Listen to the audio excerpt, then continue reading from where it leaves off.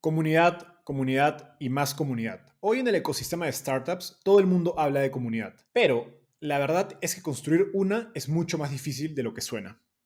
Quizás una de las comunidades de tecnología más activas en toda Latinoamérica es la de Platzi, y hoy tenemos a su CEO y cofundador Freddy Vega. Conversamos sobre el origen de la comunidad de Platzi, por qué construir comunidad es un reto que no puedes resolver con dinero y cómo el content marketing puede ser una ventaja competitiva para tu startup. Platzi fue la primera startup latinoamericana en ingresar a la aceleradora Y Combinator y a la fecha ha levantado capital de inversionistas como Foundation Capital, Mountain Nazca y Omidyar Network.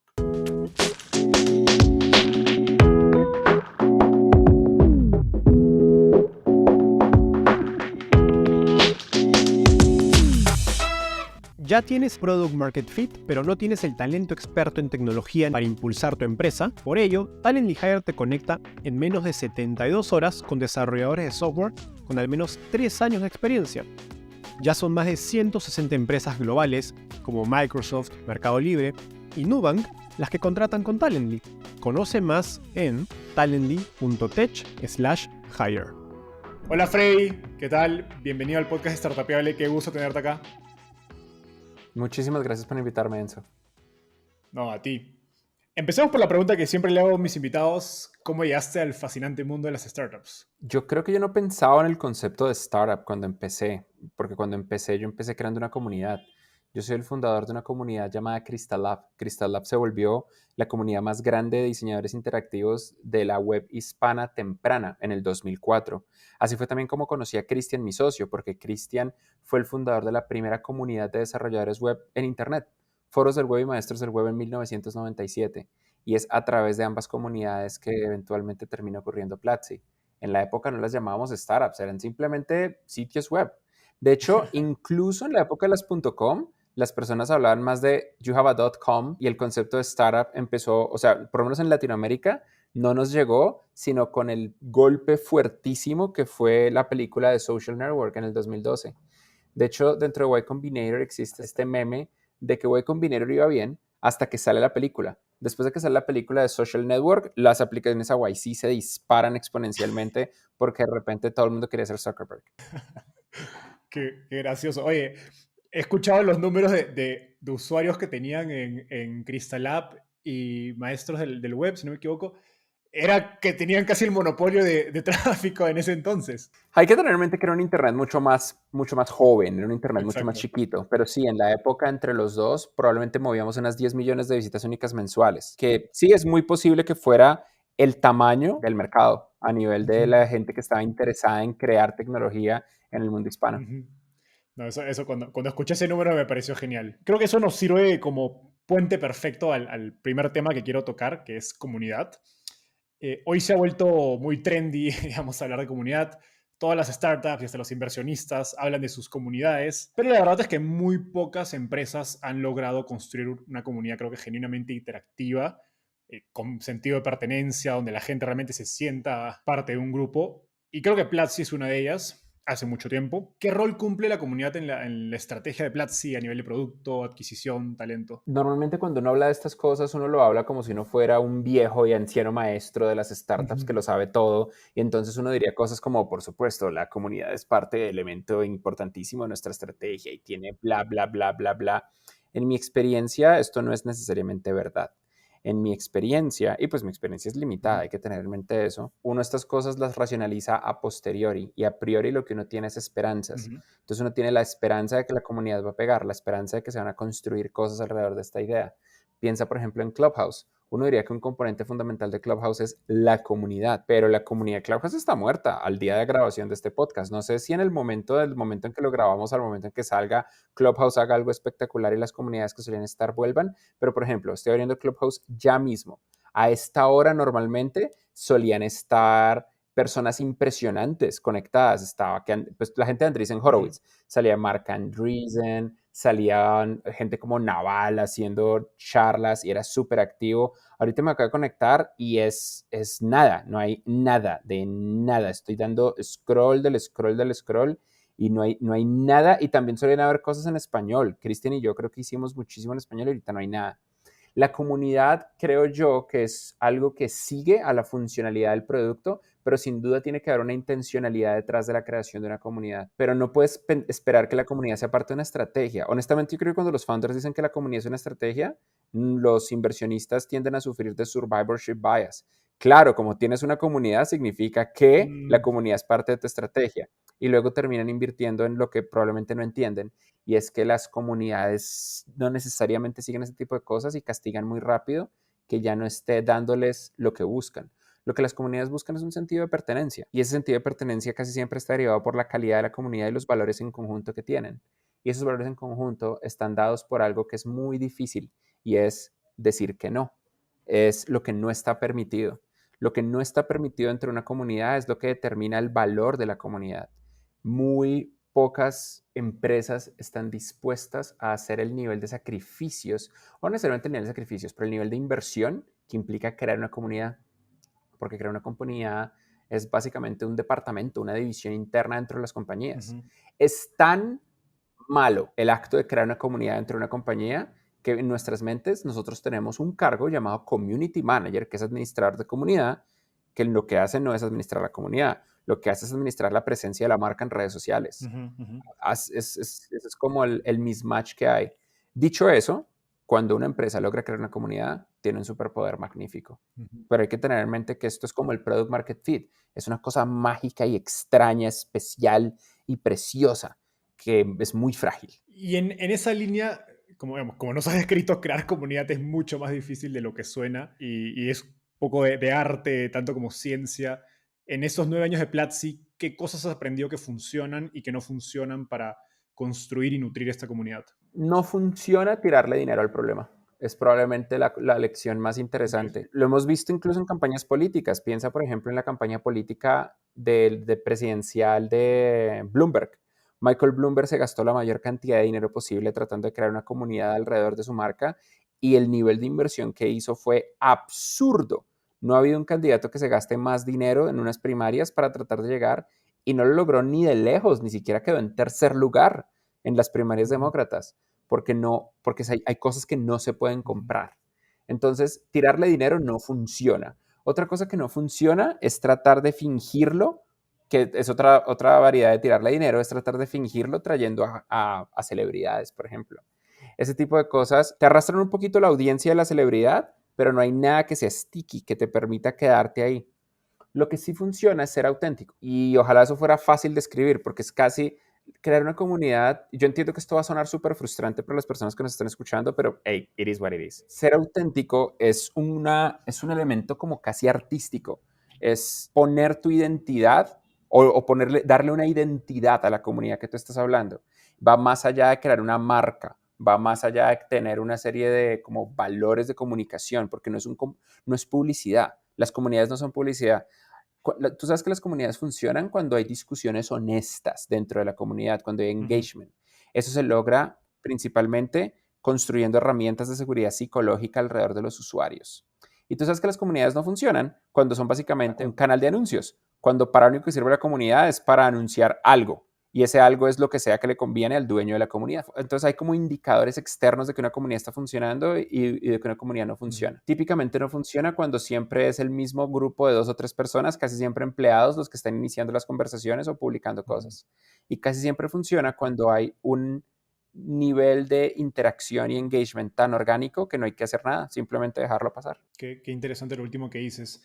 Y justo hablabas del rol del community manager y las redes sociales y tratar de comprar la comunidad, que al final de cuentas todo termina siendo maquillaje para la realidad dura, que es muy difícil construir una comunidad. Y por eso mismo creo que es un error muy común valorar una comunidad en torno a las llamadas vanity metrics, como seguidores en redes, mensajes, emails que se reciben. En el caso de Platzi, o sea, ¿qué métricas, si es que se puedes utilizar para medir el impacto y la fortaleza de tu comunidad? Como tú decías, tener una comunidad se convierte en una fortaleza increíble. ¿Hay manera de poder medir cuán fuerte es esa comunidad? En base a eso dirías que la comunidad de Platzi es una de sus ventajas competitivas frente a otras compañías en el espacio. De nuevo, esto entra al tema de survivorship bias. La respuesta es sí, pero normalmente cuando uno dice estas cosas en voz alta, lo que la gente quiere escuchar es ¿cómo lo puedo hacer yo para replicarlo? Eso es lo que realmente quiere la gente, ¿no? Como, sí, claro, entonces si lo hicieron, entonces ¿cómo lo construyo? Y pues hay muchas formas de construirlo. No sé si las métricas claves sean la forma de medir el tema de la comunidad. Mira, lo más común de medir una comunidad es su nivel de enganche, su nivel de interacción, qué tan activa están y qué tanto realmente la están usando. Es posible que hayan comunidades que no estén vivas, que no haya realmente una interacción y va a depender de la estructura alrededor del software o alrededor de las herramientas que le permiten a esa comunidad existir. Para la inmensa mayoría de las startups, la comunidad va a existir por fuera de los medios que controlan. Van a existir en Facebook, en Twitter, en una lista de correo, en algún software de terceros, en Slack, en Discord, en Telegram, pero no necesariamente en su propio software alrededor del cual funciona el producto. Para otras, la comunidad más grande está en el software. Para darte un ejemplo, la comunidad más grande de Platzi no es externa.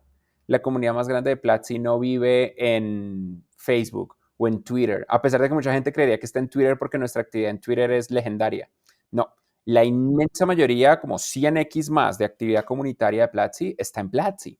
Entonces, las métricas de impacto de una comunidad son las mismas métricas de engagement y retención de un producto, dependiendo de si tú estás haciendo la interacción de comunidad como un elemento de tu producto. Y en ese momento en que ya tienes una comunidad saltando, digamos, lo difícil que es construirla, ¿cómo balanceas el invertir entre tener a la comunidad en plataformas internas versus externas? Estoy emocionado de ver cuál va a ser el feedback de este podcast, ¿sabes? Porque siento que las personas van a quedar muy frustradas. Yo no creo que haya que balancearlo. Es que las comunidades no es algo que tú fuerzas. Hay formas de forzarlo. Reddit famosamente, cuando Reddit arrancó, Alexis Ohanian y Steve Hoffman empezaron a fingir que tenían 100, 200 usuarios. Entonces ellos crearon como 40, 50 usuarios cada uno y empezaron a crear interacción falsa para que la gente dijera, wow, esto es un montón de interacción y así empezar a poner la bola a rodar, que me parece fascinante. Pero la realidad es que al principio no haces nada. Lo que es que no es tanto de como que hay una acción que derive en un efecto. Son las comunidades actuando lo que realmente te dan esa señal. Y de nuevo, entiendo que es como la respuesta frustrante. Ok, voy a tratar de dar una respuesta no frustrante. Mantén un ojo en los lugares donde ocurra interacción orgánica fuera de tu control y fuera de tu supervisión. Okay. Y en vez de tratar de controlarlo, facilítalo. Eso hace mucho más sentido y más práctico. Tal cual lo has dicho, ¿no? Creo que muchos founders te piden consejos sobre cómo construir comunidad. Sin embargo, tal cual lo has explicado, es bastante difícil. Y creo que un error interesante que está conectado a algo que decías hace un rato es tratar de invertir recursos en construir una comunidad cuando estás en una etapa tan temprana donde pues, lo que menos hay son recursos o esfuerzo y tiempo y hay que priorizar muy bien. ¿Qué criterios, digamos, crees que un emprendedor debe tener en cuenta para decir, sabes que vale la pena darle enfoque a mi comunidad? Sea independientemente, ¿no?, del canal, de si dejo que crezca, si la facilito, etcétera. Yo creo que depende mucho del objetivo que uno está tratando de lograr. Por ejemplo, Airbnb es muy intencional respecto a crear comunidad porque ellos tienen el grupo de personas que son hosts y el grupo de personas que son guests, los anfitriones y los invitados. Y ahora tienen el grupo de personas que son los que proveen experiencias. Entonces, y tienen otro grupo interno. Ellos tienen un grupo que mucha gente no conoce, que es el grupo de fotógrafos, que son los que toman las fotos de los mejores Airbnbs en las ciudades principales. Esos grupos son súper interesantes y las herramientas que Airbnb desarrolló para que interactúen entre ellos son muy cool. Creo que lo que uno tiene que pensar es esto. ¿Tienes un grupo de personas en tus usuarios a los cuales les beneficiaría entre sí aprender de las mejores prácticas para sacarle mayor provecho a tu producto? Si la respuesta es sí, vale la pena crear herramientas que les permita, de nuevo, de manera intencional, comunicarse y compartir ese tipo de conocimientos. Y en el caso de Platzi, ¿en qué momentos te das cuenta de esto? Platzi es un caso atípico. Yo no sé si Platzi sea un buen ejemplo para explicarlo, porque Platzi nace de comunidades que nosotros ya habíamos gestado. Como nace de Crystal Lab y Maestros del Web, entonces las personas ya venían con una cultura previamente desarrollada, no muy fuerte, pero digamos que relativamente fuerte. Esa cultura y esa como conexión de querer compartir ya venía implícita cuando nosotros arrancábamos. Si uno está arrancando desde cero, yo creo que es muy valioso establecer las reglas de conducta y los valores de una comunidad cuando uno arranca desde cero, porque eso atrae a las personas. La razón número uno por la que las personas se van de una comunidad es porque se sienten atacadas o acosadas dentro de esa comunidad. Piensen, por ejemplo, en lo que ha pasado en las comunidades en las mujeres, en comunidades de gaming. Las comunidades de gaming son históricamente agresivas con las mujeres a un punto que es traumático. Y eso hace que muchas mujeres no se sientan bienvenidas en estas comunidades y prefieran o fingir que son otro tipo de personas o directamente no participar, que creo yo que es una tragedia. Entonces las reglas de conducta fuertes atraen a este tipo de personas. Entre más fuertes las reglas de conducta tiende a haber mayor calidad. That said, existen excepciones raras y donde uno no sabe por qué las cosas funcionan, pero funcionan. Una de ellas es Twitter. Twitter es fascinante. Facebook no logró lo que Twitter sí logró. Facebook no es una comunidad sostenible. En este momento, nadie decente interactúa realmente en comunidades basadas en Facebook. O sea, uno no ve presidentes o políticos o celebridades realmente involucrados en Facebook. Tienen equipos que están replicando y publicando lo que sea que es importante para ellos y tienen como sus páginas y responder precomentarios y todo el cuento, pero hoy en día Facebook es básicamente un sitio de compraventa y se acabó, de compraventa de productos y servicios y de formas de compartir noticias de conspiraciones. Twitter no. En Twitter todavía están los presidentes, todavía están los políticos, todavía están las celebridades y hay conversación, interactúan entre sí, pero aún así es un entorno salvaje y agresivo. No me queda claro qué es lo que hizo Twitter. Probablemente la forma en la que es como muy simple y las reglas de publicar contenido corto y la forma en la que han escuchado. Twitter para mí es un ejemplo magnánimo de Community Driven Product Development, porque el hashtag se lo inventaron los usuarios, no Twitter. El arroba, los usuarios, no Twitter. El RT, los usuarios, no Twitter. Es fascinante, es interesantísimo la forma en la que el desarrollo de producto de Twitter fue empujado por comunidad. Es un nivel superior de escuchar a los usuarios, pero es raro, es de nuevo survivorship bias. ¿Por qué no pasó eso en Snapchat, por ejemplo?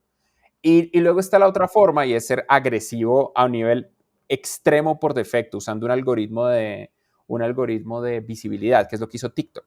TikTok organiza todas sus estructuras de comunidad alrededor de la visibilidad del algoritmo y lo que termina es entrenando una generación de creadores de contenido para que entiendan una cosa y una sola cosa. Entre más constante seas con lo que publicas, más visibilidad vas a tener. Y si no eres constante, te quitamos la visibilidad. Eso me parece interesante, desde una perspectiva terrorífica. Sin duda, creo que muchas personas han sido víctimas de ese algoritmo tan motivador de TikTok. Me gustaría pasar a un segundo tema, que es content marketing. Hace unas semanas estaba en el evento de ASU GSV, donde nos conocimos en persona, y estaba escuchando una charla de Austin Allred, el conocido fundador de Lambda School, donde él contaba que él empezó a tuitear accidentalmente, digamos, sobre temas aleatorios. Sin embargo, hoy su equipo de marketing dentro de Lambda School lo molesta y le recuerda cada cierto tiempo que tiene que tuitear para atraer a nuevos alumnos, porque ya se convirtió su propio Twitter en una herramienta importante de adquisición de alumnos. En tu caso personal, ¿cómo empezaste en redes sociales y en qué momento te das cuenta de que, oye, esto es parte importante de la estrategia de marketing y adquisición de clientes de Platzi? Yo creo que eso siempre ha venido implícito en mí. A mí me fascina escribir. Desde Crystal Lab, creo yo, lo que más me dejó Crystal Lab es escribir. La pasión por escribir todo el tiempo y por estar compartiendo lo que sé y lo que tengo en mis mente me ha permitido una facilidad implícita por comunicar lo que tengo en la cabeza. Y Twitter tiene una cosa fascinante y es que te fuerza de una manera muy agresiva a resumir, porque solamente hay 140 caracteres. Ahora hay 280, que me parece un error, whatever. Yo tengo algunas reglas personales. Una de mis reglas personales es, yo intento evitar a toda costa abrir hilo. Cada vez que una persona dice, abro hilo, yo inmediatamente ignoro conversaciones, como que le doy mute. No, no me importa, no quiero leer tu hilo, ábrete un blog, vete al carajo, porque creo que están rompiendo la magia de Twitter. Hay hilos maravillosos y hay momentos donde yo digo, no tengo, por ejemplo, recientemente hice un hilo de cómo funcionan los stock options porque está este grupito de developers. Ahorita está pasando algo muy curioso en la industria de la tecnología. Como hay tanta plata, hay mucha demanda por software developers. Entonces los software developers están de una manera muy fuerte y agresiva tratando de conseguir más salarios y mejores condiciones, que eso no tiene nada de malo, y saltando de empresa en empresa. Y como están saltando de empresa en empresa, no están haciendo vesting de sus stock options. Y lo que está generando eso es que un montón de software developers están terminando con sueldos buenos, pero se están perdiendo una recompensa inmensa y no son conscientes de ello. Pero eso sí, se juran que son increíbles, porque como les están pagando tanto, tienen que ser los genios más grandes del mundo. Y no, ser software developer no es tan especial. O sea, es especial, no me malentiendan, pero no es tan especial. Es más difícil ser un ingeniero civil. Es más o menos igual de difícil ser un arquitecto. O es mucho más difícil ser un cirujano. Sin embargo, hoy en día un cirujano y un senior software developer le pagan más o menos igual, que es loco. Y la razón es simplemente una razón de dimensionalidad del mercado y del potencial de crecimiento en modelos de negocio basados en tecnología.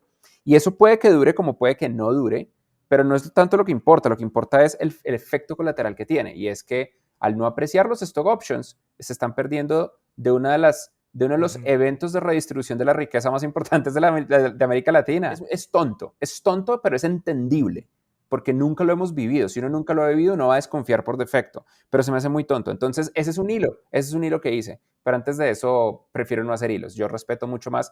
Me parece más interesante sentarse a pensar y resumir un tweet individual con alto valor que generar una diatriba gigantesca que derrota el propósito, que es resumir una idea. Y entonces empiezas escribiendo, que te fascinaba escribir, un poco inspirado también por la etapa de la comunidad inicial.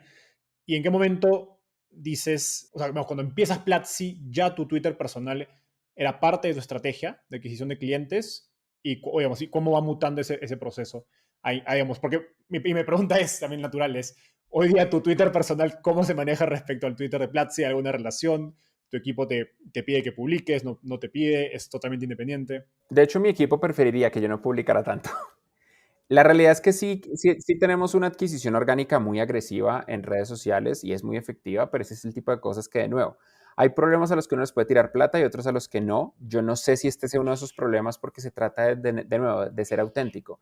Ser auténtico tiene una gran desventaja y es que hace fácil para las personas que ya tienen un sesgo en tu contra buscar cualquier excusa para confirmar ese sesgo. Yo estoy seguro que tú, Enzo, viniendo del país del que vienes y estando rodeado de la gente de la que estás rodeada, conoces una cantidad importante de personas que tienen una opinión extremadamente negativa de mí. Y al tener una opinión extremadamente negativa de mí, van a tener una opinión, por extensión, extremadamente negativa de Platzi, ¿cierto? En todos lados, no solo de Perú. Esa es la consecuencia de ser auténtico. Ujú.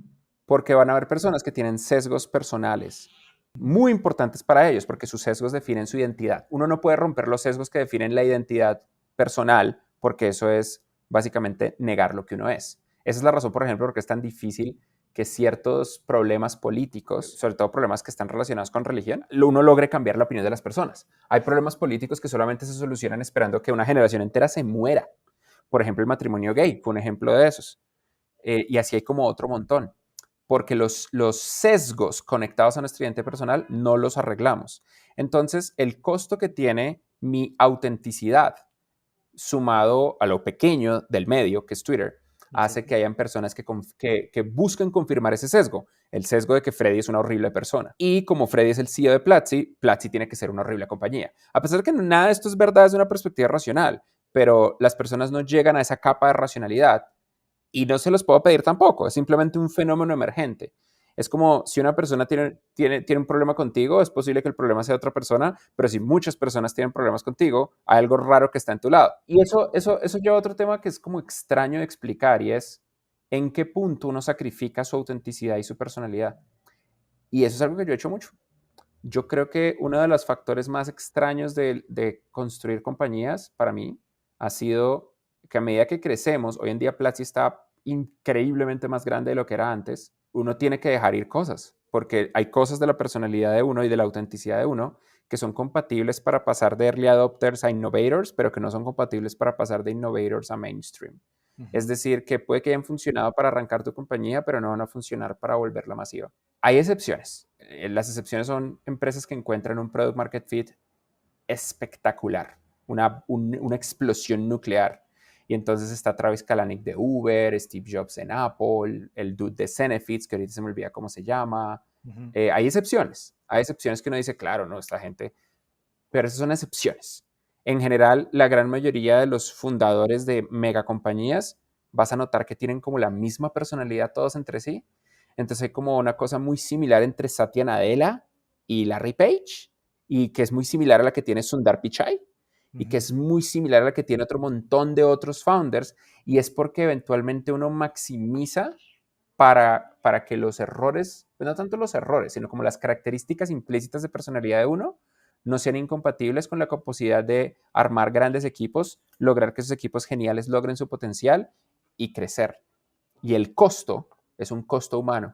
Es un costo humano que uno no ve hasta que lo ve. Porque la gran mayoría de los fundadores no van a crear empresas grandes. La gran mayoría de los fundadores van a crear empresas pequeñas o medianas y en algún punto o fracasarán o tendrán un éxito. Crear empresas grandes es muy difícil.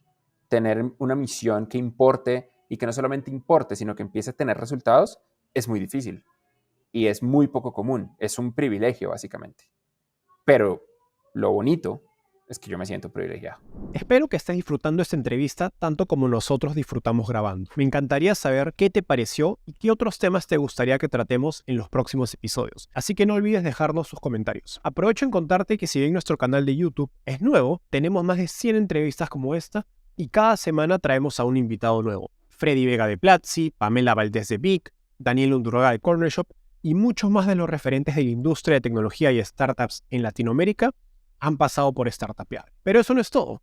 Llevamos más de 3 años creando una biblioteca de contenido gratuito sobre emprendimiento y tecnología. Puedes revisar nuestro glosario con todos los términos técnicos de emprendimiento, nuestro blog con guías, tips y lecciones clave sobre startups y nuestro directorio donde encontrarás un listado con las startups e inversionistas más importantes de la región. Ingresa a startupeable.com dando clic aquí arriba y acelera tu crecimiento en el mundo de las startups. Por último, no dejes de suscribirte y seguirnos en redes sociales.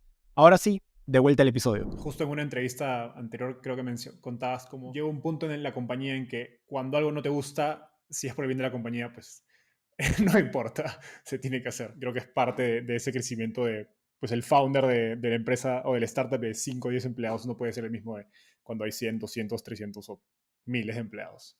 Ahora, continuando con el tema de content marketing, en Estados Unidos, pues Andreessen Horowitz se ha hecho muy famoso por ser esta empresa que algunos llaman una empresa de medios que monetiza como fondo de inversión. Y en Latinoamérica, cuando pienso en qué empresa ha creado una red de distribución e influencia tan amplia en la industria de tecnología, sin duda la primera opción que aparece en mi mente es Platzi. Cuando un inversionista te pregunta acerca de las razones del éxito de su estrategia de marketing de contenidos, ¿qué le dices? La magia de las estrategias de content marketing es la constancia. Es realmente un juego de constancia. Es muy frustrante, se parece a TikTok. Todo el content marketing es un proceso donde tienes que estar constantemente publicando y no tienes que fallar ni un solo día. Tienes que decidir un ritmo de publicación y cumplirlo. Y si no te gusta, te jodes. Es un problema al que se le puede tirar dinero. En la categoría de problemas a los que se le puede tirar dinero, el content marketing es uno de ellos. Porque lo único que tienes que hacer, como te mencionaba, es estar en constante publicación consistente. Es la realidad de la gran mayoría tanto de redes sociales como de sistemas de contenido, porque esa es la forma en la que tú creas una audiencia. La audiencia tú la creas sabiendo que a un cierto tiempo, cada cierta cantidad de momentos, va a haber algo. Entonces eso crea una anticipación de parte de la audiencia y teniendo constancia. El lío con el content marketing es que se parece a la gran mayoría de curvas de crecimiento que son de efecto compuesto. Eso significa que la mayor cantidad de los retornos de tu esfuerzo lo vas a ver hasta el final. Y también para ciertas piezas en canales como YouTube o blogs, en canales grandes que tienen un potencial de crecimiento explosivo, las piezas van a seguir la ley exponencial de distribución, implicando que el 1% del contenido va a generar el 90% del tráfico. Ahora, cada vez escucho más la frase, toda compañía es una compañía de medios. ¿Cuál es tu posición sobre esta frase? Y en general, ¿no? ¿Qué tipo de startups crees que deberían tomarse en serio el papel del content marketing? Yo creo que esa frase está determinada por la degradación de los medios tradicionales, sumado a la velocidad con la cual en los últimos años las grandes marcas adquieren canales de comunicación. Piensa, por ejemplo, en Nubank. ¿Cuántas personas tienen una cuenta bancaria en Nubank? Un montón. Y la gente que tiene la app instalada de Nubank, si les llega una notificación de Nubank, pueden ver inmediatamente un mensaje y eso es masivo. Imagina que tú abres la app de Nubank para ver tu saldo y tienes abajo un blog post que te explica de finanzas personales. Entonces de repente tienes un canal de medios brutal. Imagina que tú abres, esto pasó, Uber. Si tú abres Uber ya mismo, lo voy a hacer yo en este mismo instante. Voy a abrir Uber en este instante. Abro Uber y una vez yo abro Uber, me sale el mapa y me sale que para dónde quiero ir, que si voy para la derecha o para la izquierda. Bueno, realmente me sale que tengo que ponerle una propina a mi última, al último lugar al que fui. Pero si sigo haciendo scroll, voy a ver otras opciones. Y si me pongo a decirle que voy para tal lado, digo que le voy a ir a trabajar, entonces me salen las opciones y cuando voy conduciendo, si tú haces scroll, tú puedes ver un montón de detalles de tu conductor y tú puedes ver, por ejemplo, cuando ellos tienen peleas legales en otros países, que la pandemia más o menos acabó las peleas legales de Uber. La pandemia fue algo maravilloso para Uber, aparentemente. Pero cuando tú estás en otros países, tú ibas haciendo scroll y de repente Uber te decía, vota que sí en la propuesta 134 para que Uber no deje de funcionar en tu país. Eso es un canal de content marketing. Y eso es como una realidad de lo que pasa hoy en día. Tú no solamente estás proveyendo un servicio, sino que tienes una audiencia capturada. ¿Qué vas a hacer con esa audiencia? Y responder esa pregunta, no hay necesidad de responderla, pero una vez la respondes, puedes diseñar una estrategia, en mi opinión, muy interesante respecto a lo que significa el futuro de tu compañía y lo que puedes lograr. Piensen que todas las empresas están haciendo cosas por el estilo. Todas las empresas están en este momento en una etapa de maximización de sus capacidades de contenido. Y cuando un emprendedor te pregunta acerca de, oye, ¿debería invertir en content marketing o no? Qué le sugieres? Yo pensaría que depende del stage. Si eres una empresa muy pequeñita, tienes que ser muy estratégico respecto a lo que para ti significa invertir en content marketing. ¿Cómo inviertes en content marketing cuando estás arrancando? Pues realmente no deberías invertir en content marketing. Content marketing es de esas cosas que uno hace una vez uno sabe que tiene algo que la gente quiere, que la gente ama, ojalá. Porque saber que hice algo que la gente ama me permite estar constantemente comunicándolo y ya tengo una pequeña audiencia cautiva. Yo no veo content marketing como una gran estrategia cuando estoy hasta ahora arrancando. Estoy seguro que hay excepciones, pero no se me viene a la mente una empresa que haya empezado o que haya existido porque empezaron haciendo content marketing. Sí se me ocurren empresas de medios que se transformaron en productos. Por ejemplo, Our World in Data, aunque ellos son una ONG. Our World in Data es una empresa de medios que creó un producto estadístico. O 538. 538 era un blog de opinión que se convirtió en un sistema de predicción estadística política. Priceonomics se convirtió en una startup de herramientas de control de content marketing. Entonces, sí que existe la posibilidad de que una empresa de medios se vuelva una empresa de producto. Probablemente la más famosa es las ligas mayores de béisbol. Las ligas mayores de béisbol crean MLB Media, que se convierte en lo que hoy conocemos como Disney Plus. No, eso es un gran ejemplo para mostrar los dos casos distintos. Ahora, en el caso de Platzi y digamos, tu marca personal, la de Christian, tu cofundador, digamos, creo que ha jugado un rol clave en su estrategia de contenido. ¿Tienes un plan personal de redes sociales con algo como un horario y KPIs? ¿Y cómo ha sido esa evolución digamos, de tu manejo, tu gestión de redes desde el inicio de Platzi hasta hoy? Yo no, Platzi sí.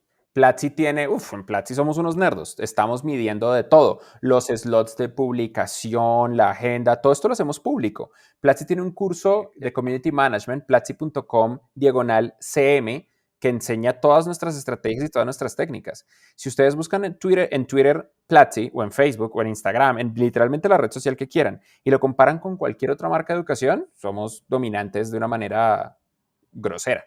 Y creo que parte de ello es simplemente hacer lo que ya les menciono, tener una comunidad sana, decir claramente con un código de conducta claro que está ok y que no está ok. Y por supuesto, ser constante.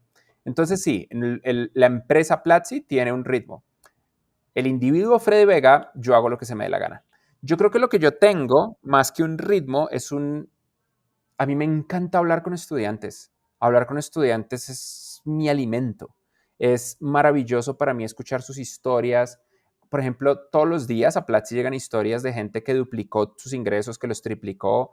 Tenemos casos ocasionales de gente que multiplicó por 10 sus ingresos después de estudiar en Platzi 8, 10, 12 meses. Y unas historias así impresionantes de gente, menos del 23% de Latinoamérica puede ir a la universidad, de la gente en edad o condiciones. De hecho, es menos del 13%. Eso significa que el 87% les toca vivir la vida con salario mínimo o con simplemente un diploma de bachiller. Y estas personas de repente contando las diferentes formas en las que aprendieron con Platzi, consiguieron un trabajo en marketing, en diseño, en programación o crearon su propia startup, eso es un motor que lo empuja a uno a hacer las cosas y que me hace querer compartir más de lo que sé. Genial. Ahora, y a manera de recomendación para founders, ¿qué cosas les recomendarías tomar en cuenta cuando quieren construir o desarrollar su marca? Porque has hablado mucho de autenticidad. ¿En qué pasos o tácticas específicas podrías traducir esa autenticidad? Ese es un curso que nosotros hicimos gratis, ¿sabes? Está en platzi.com/marca. Es nuestro curso de marca personal y ese curso lo doy yo. Ahí explico todo. Por supuesto que va a responder tu pregunta, pero si ustedes quieren como la versión larga, está en platzi.com/marca. Lo primero es entender que cuando uno tiene una presencia en redes sociales, aunque uno no lo quiera, uno es una marca. La forma en la que la gente lo percibe a uno no es como un ser humano, es como una marca. Eso puede ser extremadamente cruel y esa es la razón por la que los trolls son trolls. Cuando la gente está tirándole odio a otra persona en redes sociales, los cerebros de estas personas no entienden que le están hablando a un ser humano. Creen que le están hablando a un sistema, a una máquina, a una marca, a la marca Freddy Vega. Y ese también creo que es un componente importantísimo de la razón por la cual tantas personas dicen que Freddy es una persona insoportable y degenerada. Creo que para ellos, en sus mentes, yo no registro como persona, yo registro como producto. Ok, pero eso es una realidad imposible de negar de la forma en la que funciona nuestra interacción. Lo primero que hay que hacer es aceptar que no está en tu control. Simplemente es lo que es y es lo que hay. Entonces, ¿cómo se comportaría una marca? Tú eliges cómo tu marca se comporta. Entonces, tú tienes que decidir, por ejemplo, si las marcas tienen logos, las personas tienen avatares, el nivel de consistencia de tu avatar, el nivel de consistencia de tu mensaje, los temas que te importan, las redes sociales correctas y las audiencias correctas. Realmente no es que haya una red social correcta, lo que hay es audiencias correctas. Por ejemplo, la audiencia que a mí me sigue en LinkedIn no le importan tanto mis memes chistosos de lo difícil que es emprender como si le importan a la gente de Instagram, de Facebook o de Twitter.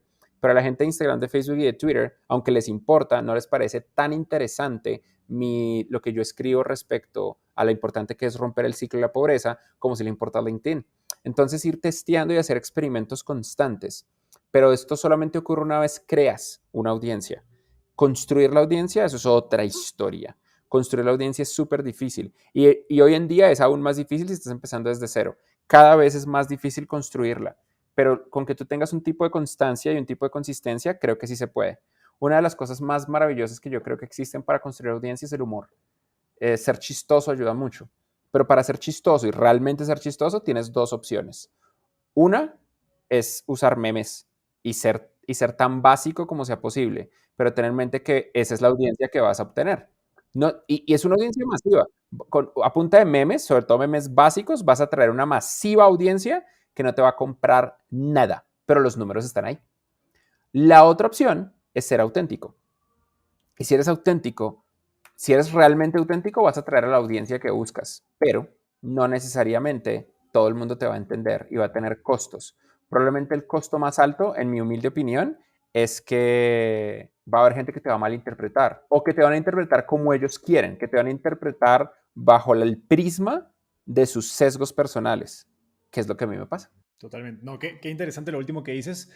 Y me hace pensar en cuando piensas en la marca de Platzi, ¿cómo piensas en autenticidad? O sea, porque, digamos, hoy día nos das cuenta que tienes un calendario gigantesco de contenido y me imagino que debes de tener decenas de personas manejando toda la estrategia de contenidos de Platzi. ¿Cómo ha sido ese proceso de escalarlo desde que, me imagino, tú, Cristian, quizás, y los primeros empleados manejaban las redes de Platzi y los principales mensajes? ¿Cómo duplicas esa autenticidad en un equipo que pueda atender, digamos, una demanda de contenido mucho más grande?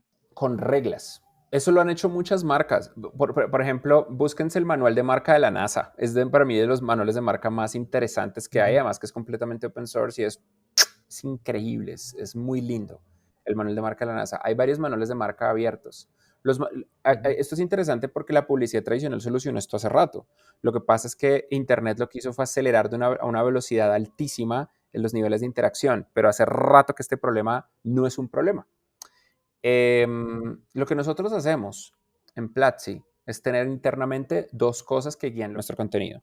Una son los valores de la compañía y la otra son las reglas del código de conducta de la compañía. Entonces, por ejemplo, nosotros sabemos que históricamente las personas que se salen de lo que es típicamente aceptado como una, entre comillas, persona normal, sufren de unos niveles de discriminación altísimos, en particular en la educación, y esto hace que se alejen de las carreras. Nosotros entonces no solamente somos tolerantes a las diferencias, sino que celebramos de una manera activa la diversidad. Nuestra activa celebración de la diversidad es algo que es core de lo que hacemos y también es una razón por la que a tanta gente le damos mucha piedra. Pero también eso tiene, entre comillas, un poquito sentido y es como una advertencia que me gustaría hacer a la gente que nos está escuchando. Latinoamérica es una región hiperconservadora, donde la gente no quiere cambiar de opinión, donde la gente no quiere cambiar de rutina y no quiere cambiar de empleo, no quieren cambiar de nada. Nosotros somos hiperreligiosos, bueno, no religiosos, porque no es como que la gente vaya a misa todos los días y siga la Biblia profundamente, pero no es, la identidad personal del individuo latinoamericano es santurrona y muy conservadora, muy, muy, muy conservadora. El sur de Estados Unidos es lo más similar que existe a Latinoamérica como grupo. Entonces piensa mucho en si eso es lo que tú quieres crear. Hay muchos productos que por maximizar su mercado, que no es una mala idea, no crean comunidad, porque entonces no tienen una identidad adjunta. Y ese es uno de los problemas que tiene crear comunidad. Cuando tú creas comunidad, tienes una identidad adjunta. Ahora, yo desafiaría esto, sobre todo para los founders que empiezan a tener empresas medianas y que se copian de todo lo que yo digo. Si tú tienes poder y tienes una audiencia y no lo usas para algo bueno, para algo que importe, ¿no eres un poco responsable de lo que pase a continuación? Mi opinión es que sí, pero de pronto estoy equivocado. Qué gran reflexión para ir cerrando la entrevista, Freddy. Llegamos al último segmento, se llama ronda de tweets, que creo que es algo que te gusta hacer. Así que yo te voy a hacer una pregunta y me tienes que responder en lo que te tome escribir un tweet, es decir, menos de un minuto.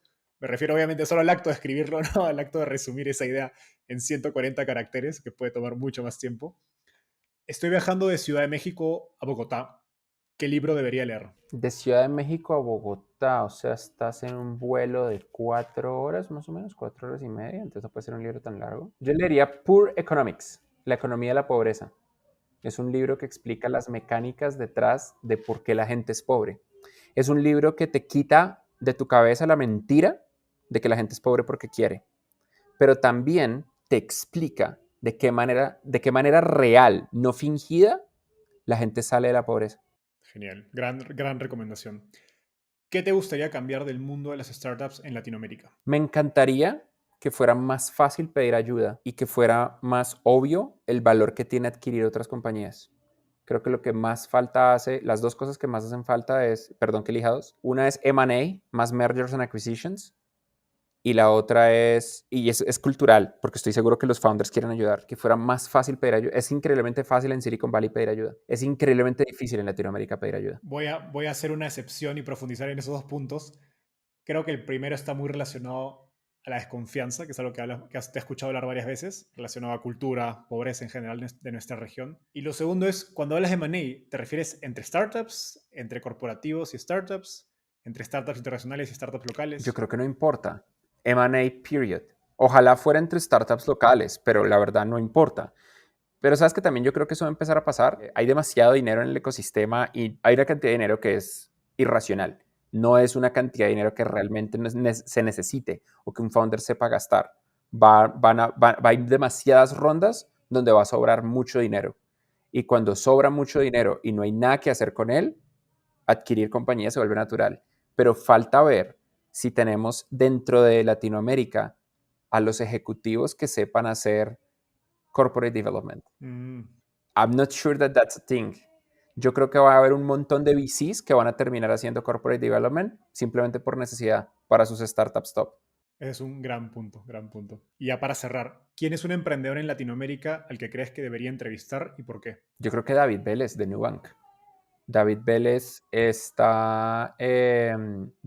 David Vélez comparte algo que para mí es muy importante y me encantó descubrirlo recientemente. Su misión en la vida, yo no sé si es porque ambos somos colombianos, no creo, pero su misión en la vida, ahora que tiene todas estas cantidades absurdas de capital, es encontrar la forma de romper el ciclo de la pobreza. Y esa es mi misión en la vida. Platzi es esto. Más o menos el 75-80% de los estudiantes que estudian en Platzi más de 12 meses van a incrementar sus ingresos de 2 a 10 veces de por vida, que es maravilloso. Pero el objetivo de Platzi es convertir a Latinoamérica en una potencia en tecnología. Y eso por juxtaposición termina haciendo que Latinoamérica rompa su ciclo de pobreza. Pero lo que yo quiero hacer, con o sin Platzi, antes o después, es lograr romper ese ciclo. Es lograr que no sea la opción por defecto que cuando nacemos en Latinoamérica estamos jodidos. Yo lo veo con toda la gente con la que yo crecí. Básicamente nadie de mis amigos, bueno, amigos, de mis conocidos de cuando yo crecía, de mi barrio o de mi escuela secundaria o incluso en mi universidad, han fundado una compañía o están en una situación como la que yo estoy. hubo algo raro en mi proceso, pero tiene que haber una forma replicable de lograrlo. Y yo también creo mucho en esto para la gente que trabaja en Platzi. Por eso nosotros, por ejemplo, le damos equity a todo el mundo, no importa quién, desde Customer Success hasta Vice Presidents of bla, bla, bla. Porque uno no debería llegar a la cima solo. Si uno llega a la cima y uno llega a la cima solo, uno lo que va a encontrar en la cima son dos cosas, dinero y depresión. En cambio, si uno llega acompañado, uno por lo menos evita, puede que uno encuentre menos dinero, pero significativamente menos depresión. Lo más importante en la vida es la gente, las personas de las que uno se rodea y lo que uno va a hacer con esas personas. Entonces, encontrar esos valores en el speech de David Vélez fue muy sorprendente para bien. Totalmente. Hace unas semanas David firmó el pledge de donar todo su capital, y he escuchado que gran parte de sus planes son invertir en educación en Latinoamérica, y creo que compartimos esa emoción por todo lo que puede hacer David. Fingers crossed. A partir de su liderazgo y obviamente todo lo que ha logrado hasta ahora. Oye, Freddy, creo que este último mensaje que nos has dejado ha sido muy inspirador, así que gracias por darte el tiempo de estar acá. Como te dije cuando nos conocimos, mi papá y mi hermana van a estar muy emocionados de escuchar esta entrevista, así que gracias por darte tiempo. Gracias a ti. Pueden seguir a Freddy en Twitter como @Fredier con doble D. Y pues acá terminamos. Un gusto, Freddy. Enzo, un absoluto honor haber sido entrevistado por ti y muchísimas gracias. Me encantó charlar contigo. Bye bye. Gracias. Bye. Gracias por llegar hasta el final. No olvides suscribirte dándole clic aquí. Cada semana tenemos nuevos episodios y si quieres seguir aprendiendo ahora, mira esta entrevista que estoy seguro que te gustará. No olvides que en Startupeable llevamos más de 3 años creando contenido gratuito sobre emprendimiento y tecnología. Puedes revisar nuestro blog, glosario y directorio dando clic aquí.